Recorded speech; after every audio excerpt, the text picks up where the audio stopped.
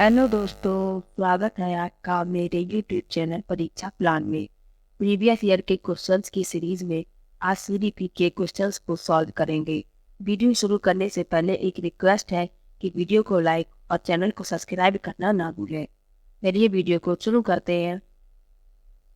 पहला प्रश्न है, निम्नलिखित में से कौन सा बच्चों के संवेगात्मक विकास के लिए सर्वाधिक उपयुक्त? विकल्प ए में लिखा है कक्षा खच का प्रजातांत्रिक प्रवेश। विकल्प बी, अध्यापकों की कोई भी सहभागिता नहीं क्योंकि यह माता पिता का कार्य है। विकल्प सी में लिखा है कक्षा कक्ष का नियंत्रित प्रवेश। और विकल्प डी में लिखा है कक्षा कक्ष का अधिकारवादी प्रवेश। तो इस प्रश्न में ए विकल्प सही है कि कक्षा कक्ष का प्रजातांत्रिक प्रवेश। अगला प्रश्न है, निम्नलिखित में से कौन सा एक उपयुक्त रचनात्मक आकलन कार्य नहीं है? विकल्प ए, खुले अंत वाले प्रश्न। विकल्प बी, परियोजना। विकल्प सी, अवलोकन। और विकल्प डी, विद्यार्थियों का योग्यता क्रम निर्धारित करना। तो इस प्रश्न में आकलन का कार्य नहीं है पूछा गया है, इसलिए डी विकल्प सही होगा।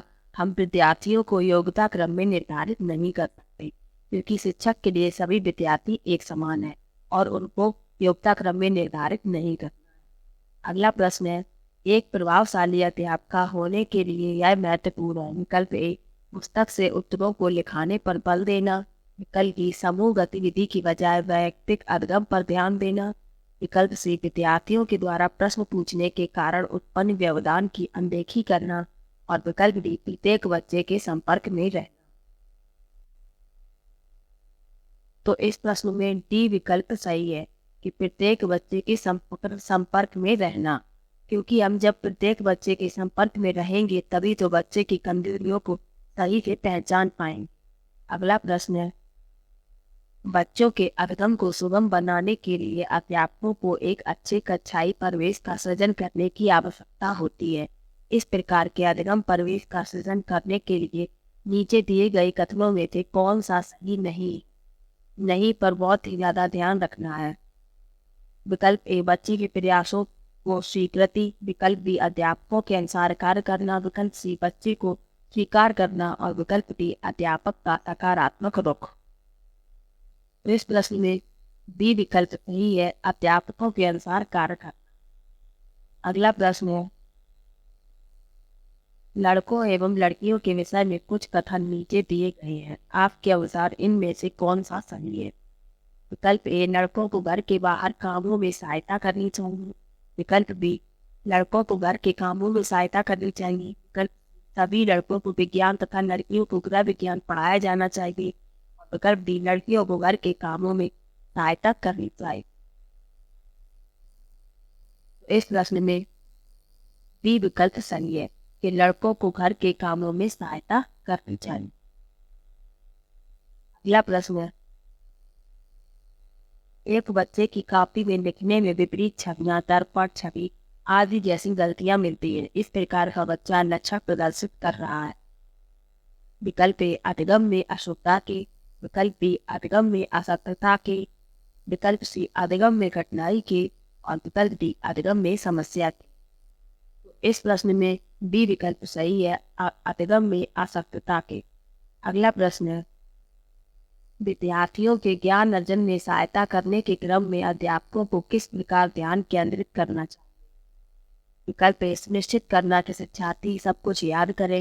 विकल्प बी, शिक्षार्थी के द्वारा प्राप्त किए गए अंकों ग्रेडों पर। विकल्प सी, शिक्षार्थी को सक्रिय सहभागिता के लिए शामिल करना। और विकल्प डी, शिक्षार्थी के द्वारा अधिगम की अवधारणाओं में कुशलता प्राप्त। तो इस प्रश्न में सी विकल्प सही है, जिसे छात्रियों को सक्रिय सहभागिता के लिए शामिल करना। अगला प्रश्न है, अध्यापक के दृष्टिकोण से प्रतिभाशीलता किसका संयोजन है? विकल्प ए, उच्च योग्यता, उच्च सृजनात्मकता, उच्च वचनबद्धता। विकल्प बी, उच्च प्रेरणा, उच्च वचनबद्धता, उच्च क्षमता। विकल्प सी, उच्च योग्यता, उच्च क्षमता, उच्च वचनबद्धता। और विकल्प डी, उच्च क्षमता, उच्च सृजनात्मकता, उच्च स्मरण शक्ति। तो इस प्रश्न में डी विकल्प सही है, उच्च क्षमता, उच्च सृजनात्मकता, उच्च स्मरण शक्ति। अगला प्रश्न है, एनसीएफ NCF 2005 के अनुसार गलतियां इस कारण से महत्वपूर्ण होती हैं। विकल्प ए, यह विद्यार्थियों को उत्तीर्ण एवं अनुत्तीर्ण समूहों में वर्गीकृत करने के लिए महत्वपूर्ण उपकरण है। विकल्प बी, यह अध्यापकों को बच्चों को डांटने के लिए एक नया तरीका उपलब्ध कराती है। विकल्प सी, ये बच्चे के विचार की अंतर्दृष्टि उपलब्ध कराती है तथा समाधानों को पहचानने में सहायता करती हैं। और विकल्प डी, ये कक्षा से कुछ बच्चों को हटाने के लिए आधार उपलब्ध कराती है। तो इस प्रश्न में सी विकल्प सही है। ये बच्चे के विचार की अंतर्दृष्टि उपलब्ध कराती है तथा समाधानों को पहचानने में सहायता करती है। अगला प्रश्न है, आउट ऑफ द बॉक्स चिंतन किससे संबंधित है? विकल्प ए, अनुकूल चिंतन, विकल्प बी, स्मृति आधारित चिंतन, विकल्प सी, अपसारी चिंतन और विकल्प डी, अभिसारी चिंतन। तो इस प्रश्न में सी विकल्प सही है। आउट ऑफ द बॉक्स अपसारी चिंतन से संबंधित। अगला प्रश्न है, शिक्षण में अध्यापकों के द्वारा विद्यार्थियों का आकलन इस अंतर्दृष्टि को विकसित करने के लिए किया जा सकता है। विकल्प ए, उन विद्यार्थियों की पहचान करना जिनसे उच्चतर कक्षा में प्रोन्नत करना है। विकल्प बी, उन विद्यार्थियों को प्रोन्नत न करना जो विद्यालय के स्तर के अनुकूल नहीं है। विकल्प सी, शिक्षार्थियों की आवश्यकता के अनुसार शिक्षण में उपागम में परिवर्तन करना। और विकल्प डी, कक्षा में प्रतिभाशाली तथा कमजोर विद्यार्थियों के समूह बनाना। तो इस प्रश्न में सी विकल्प सही है। शिक्षार्थियों की आवश्यकता के अनुसार शिक्षण उपागम में परिवर्तन करना। क्योंकि बाल केंद्रित शिक्षा के अनुसार पढ़ाना है, इसलिए शिक्षार्थियों की आवश्यकता के अनुसार शिक्षण उपागम में परिवर्तन करना। अगला प्रश्न है, अधिगम अनुभवों को इस प्रकार से आयोजित किया जाना चाहिए जिससे अधिगम को सार्थक बनाया जा सके। नीचे दिए गए अधिगम अनुभवों में से कौन सा बच्चों के लिए सार्थक अधिगम को सुगम नहीं बनाता? विकल्प ए में लिखा है, विषय वस्तु को केवल याद करने के आधार पर पुनरावृत्ति। विकल्प बी, विषय वस्तु पर प्रश्न बनाना। विकल्प सी, प्रकरण पर परिचर्चा और वाद विवाद। और विकल्प डी, प्रकरण पर प्रस्तुतिकरण। सुगम नहीं है बताना है, इसलिए ए विकल्प इसका सही है। विषय वस्तु को केवल याद करने के आधार पर पुनरावृत्ति सुगम नहीं है बनाता है, ये बताना है।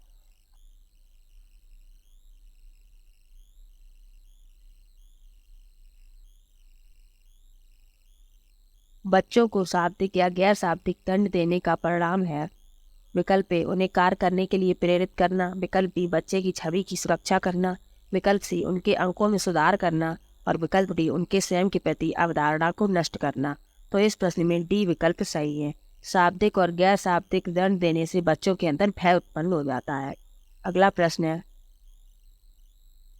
निम्नलिखित में से कौन सा प्रारंभिक बाल्यावस्था अवधि के दौरान उन भूमिकाओं एवं व्यवहारों के बारे में जानकारी प्रदान करते हैं जो एक समूह में स्वीकार्य है? विकल्प ए, भाई बहन एवं अध्यापक। विकल्प बी, अध्यापक एवं साथी। विकल्प सी, साथी एवं माता पिता। और विकल्प डी, माता पिता एवं भाई बहन। तो इस प्रश्न में डी विकल्प सही है, माता पिता और भाई बहन। प्रारंभिक बाल्यावस्था में पूछा गया है, इसलिए डी विकल्प इसका सही होगा। अगला प्रश्न है, विद्यार्थियों को स्वच्छता के लिए प्रेरित करने हेतु उन्हें स्वच्छता समिति का सदस्य बनाना प्रतिबिंबित करता है। विकल्प ए, प्रेरणा की सामाजिक सांस्कृतिक संकल्पनाएं। विकल्प बी, प्रेरणा का व्यवहारवादी उपागम। विकल्प सी, प्रेरणा का मानवतावादी उपागम। और विकल्प डी, प्रेरणा का संज्ञानात्मक उपागम। इस प्रश्न में ए विकल्प सही है, प्रेरणा की सामाजिक सांस्कृतिक संकल्पनाएं। अगला प्रश्न है, निम्नलिखित में से कौन सा आयु समूह परवर्ती बाल्यावस्था श्रेणी के अंतर्गत आता है? विकल्प ए, 11 से 18। विकल्प बी, 18 से 24। विकल्प सी, जन्म से 6 वर्ष। और विकल्प डी, 9 से 12 वर्ष। तो इस प्रश्न में डी विकल्प सही है, 9 से 12 वर्ष। अगला प्रश्न है, आर्जव तर्क देता है कि भाषा विकास व्यक्ति की नैसर्गिक प्रवृत्ति से प्रभावित होता है, जबकि सोनाली महसूस करती है कि यह परिवेश से प्रभावित होता है। आर्जव और सोनाली के बीच यह चर्चा किस विषय में है? विकल्प ए, चुनौतीपूर्ण तथा संवेदनशील भावना। विकल्प बी, स्थिरता तथा अस्थिरता पर बहस। विकल्प सी, सतत तथा असतत अधिगम। तो विकल्प डी, प्रकृति तथा पालन पोषण विवाद। तो इस प्रश्न में डी विकल्प सही है, प्रकृति एवं पालन पोषण वाद विवाद। अगला प्रश्न है, अध्यापिका ने ध्यान दिया कि पुष्पा अपने आप किसी एक समस्या का समाधान नहीं कर सकती, फिर भी वह एक वयस्क या साथी के मार्गदर्शन की उपस्थिति में ऐसा करती है। इस मार्गदर्शन को कहते हैं पार्श्वकरण, पूर्व क्रियात्मक चिंतन, समीपस्थ विकास का क्षेत्र और विकल्प डी है सहारा देना। तो इस प्रश्न में डी विकल्प सही है, सहारा देना। अगला प्रश्न है, जब उसको किसी का सहारा मिल जाता है तो वो समस्या का समाधान कर लेती है, अकेले नहीं कर पाती है, इसलिए डी विकल्प इसका सही है। अगला प्रश्न है, अध्यापिका ने एक कमेटी के प्रधान को सभापति के स्थान पर सभाध्यक्ष लिखा। यह संकेत करता है कि अध्यापिका विकल्प ए एक अधिक उपयुक्त पारिभाषिक शब्द का पालन करती है, विकल्प बी भाषा पर अच्छा अधिकार रखती है, विकल्प सी एक लिंग मुक्त भाषा का प्रयोग कर रही है और विकल्प डी लिंग पूर्वाग्रह से ग्रस्त है। तो इस प्रश्न में सी विकल्प सही है, जो अध्यापिका है वो एक लिंग मुक्त भाषा का प्रयोग कर रही हैं। अगला प्रश्न है, सतत एवं व्यापक मूल्यांकन किस लिए आवश्यक है? विकल्प ए शिक्षण के साथ परीक्षण का तालमेल बैठाने के लिए, विकल्प बी शिक्षा बोर्ड की जवाबदेही कम करने के लिए, विकल्प सी जल्दी जल्दी की जाने वाली गलतियों को सुधारना और विकल्प डी यह समझने के लिए कि अधिगम का किस प्रकार अवलोकन किया जाता है, दर्ज किया जाता है व सुधार किया जा सकता है। तो इस प्रश्न में डी विकल्प सही है, यह समझने के लिए कि अधिगम का किस प्रकार अवलोकन किया जाता है, दर्ज किया जाता है व सुधार किया जाता है। अगला प्रश्न है, लॉरेंस कोहलबर्ग के सिद्धांत में कौन सा स्तर नैतिकता की अनुपस्थिति को सही अर्थ में सूचित करता है? स्तर 3, स्तर 4, स्तर 1, स्तर 2। तो इस प्रश्न में सी विकल्प सही है, स्तर 1 पूर्व परंपरागत स्तर। अगला प्रश्न है, निम्नलिखित में कौन सा बच्चों के सामाजिकरण को प्रगतिशील मॉडल के संदर्भ में सही नहीं है? बच्चों के सामाजिकरण के प्रगतिशील मॉडल के संदर्भ में सही नहीं है, यहाँ को की जगह के होगा। समूह कार्य में सक्रिय सहभागिता तथा सामाजिक कौशलों का सीखना, विकल्प बी बच्चे विद्यालय में बताई गई बातों को स्वीकार करते हैं चाहे उनकी सामाजिक पृष्ठभूमि कुछ भी हो, कक्षा में प्रजातंत्र के लिए स्थान होना चाहिए और विकल्प डी सामाजिकरण सामाजिक नियमों का अधिग्रहण है। तो इस प्रश्न में बी विकल्प सही है, बच्चे विद्यालय में बताई गई बातों को स्वीकार करते हैं चाहे उनकी सामाजिक पृष्ठभूमि कुछ भी हो। संदर्भ में सही नहीं है पूछा गया है, इसलिए इसका बी विकल्प सही होगा। अगला प्रश्न है, अधिगम में आकलन किस लिए आवश्यक होता है? विकल्प ए ग्रेड एवं अंकों के लिए, विकल्प बी जांच परीक्षण के लिए, विकल्प सी प्रेरणा के लिए और विकल्प डी पृथक्करण और श्रेणीकरण के उद्देश्य को प्रोत्साहित करने के लिए। तो इस प्रश्न में सी विकल्प सही है, प्रेरणा के लिए। अगला प्रश्न है, प्रचलित योजनाओं में नई जानकारी जोड़ने को किस नाम से जाना जाता है? विकल्प ए समायोजन, विकल्प बी साम्य धारणा, विकल्प सी आत्मसातकरण और विकल्प डी संगठन। तो इस प्रश्न में सी विकल्प सही होगा, आत्मसातकरण। अगला प्रश्न है, हम सभी अपनी बुद्धि, प्रेरणा, अभिरुचि आदि के संदर्भ में भिन्न होते हैं, यह सिद्धांत है। विकल्प ए वैयक्तिक भिन्नता से, विकल्प बी बुद्धि के सिद्धांतों से, विकल्प सी वंशानुक्रम से और विकल्प डी पर्यावरण से। तो इस प्रश्न में ए विकल्प सही है, वैयक्तिक भिन्नता से। अगला प्रश्न है, वंचित समूह के विद्यार्थियों को सामान्य विद्यार्थियों के साथ साथ पढ़ाना चाहिए, इसका अभिप्राय है। विकल्प ए समावेशी शिक्षा, विकल्प बी विशेष शिक्षा, विकल्प सी एकीकृत शिक्षा और विकल्प डी अपवर्जक शिक्षा। तो इस प्रश्न में ए विकल्प सही है, समावेशी शिक्षा, सभी को समान रूप से शिक्षित करना। अगला प्रश्न है, कोई भी नाराज हो सकता है, यह आसान है, परंतु एक सही व्यक्ति के ऊपर सही मात्रा में सही समय पर सही उद्देश्य के लिए तथा सही तरीके से नाराज होना आसान नहीं है। यह संबंधित है संवेगात्मक विकास से, विकल्प बी सामाजिक विकास से, विकल्प सी संज्ञानात्मक विकास से और विकल्प डी शारीरिक विकास से। तो इस प्रश्न में ए विकल्प सही है, संवेगात्मक विकास से। अगला प्रश्न है, विकृत लिखावट से संबंधित लिखने की योग्यता में कमी किसका एक लक्षण है? किसका एक लक्षण है? विकल्प ए डिस्ग्राफिया, विकल्प बी डिस्प्रैक्सिया, विकल्प सी डिस्कैल्कुलिया और विकल्प डी डिसलेक्सिया। तो लिखावट से संबंधित है, तो ए विकल्प इसका सही होगा, डिस्ग्राफिया। अगला प्रश्न है, पियाजे के सिद्धांत के अनुसार निम्नलिखित में से कौन सा व्यक्ति के संज्ञानात्मक विकास को प्रभावित नहीं करेगा? विकल्प ए भाषा, विकल्प बी सामाजिक अनुभव, विकल्प सी परिपक्वन और विकल्प डी क्रियाकलाप। इस प्रश्न में बी विकल्प सही है, सामाजिक अनुभव। अगला प्रश्न है, इनमें से कौन सा त्रितंत्रीय सिद्धांत में व्यवहारिक बुद्धि का अभिप्राय नहीं है?